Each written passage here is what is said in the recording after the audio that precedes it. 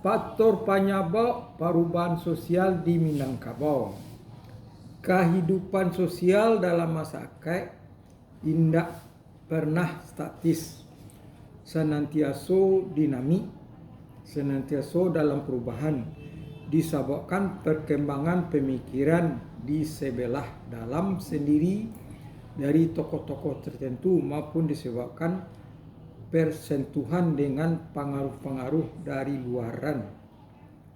Perubahan itu bisa berlangsung dengan lambat dan perlahan dan barulah disadari setelah menyaksikan akibatnya, dan bisa pula berlangsung secara capek maupun mendadak. Masyarakat Minangkabau dikuasai oleh hukum adat, akan tetapi berbagai kemestian dalam hukum adat itu adalah mengalami perubahannya. Justru pepatah adat mengenai adat Minangkabau yang berbunyi, adat yang tak lapuk dek hujan dan tak lakang oleh panih sudah indak punya makna sekali. Datuk Sangguano Dirajo, ahli adat Takamuko di Minangkabau, yang ungkapan dalam karyanya sering dipungi oleh C. Westenek, membagi adat Minangkabau kepada cupak nan duo, kato nan nampe, dan undang-undang nan nampe dengan perincian sebagai berikut. Cupak asli: 1. Kato pusako, 2. Kato dahulu atau dan kato ditapati. Undang-undang nagari, undang-undang luhak. 2. Romawi. Cupak buatan: 1. Kato mau pakai, 2. Kato kudian, kato dicari.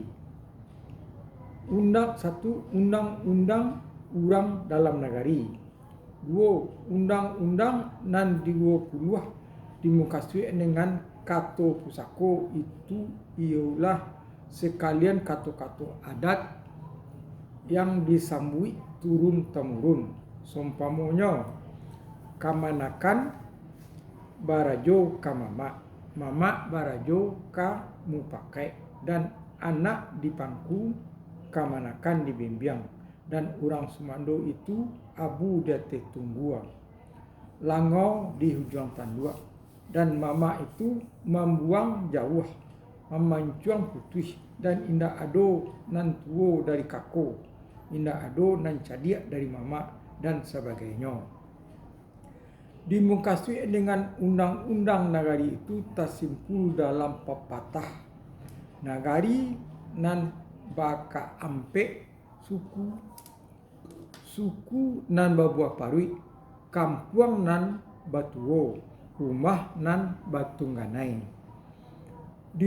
Dimaksudkan dengan undang-undang luar itu disimpulkan dalam bunyi pepatah, luak nan bapangulu, rantau nan barajo, itulah urang tagak indak tasunda, urang malenggang indak tapapeh.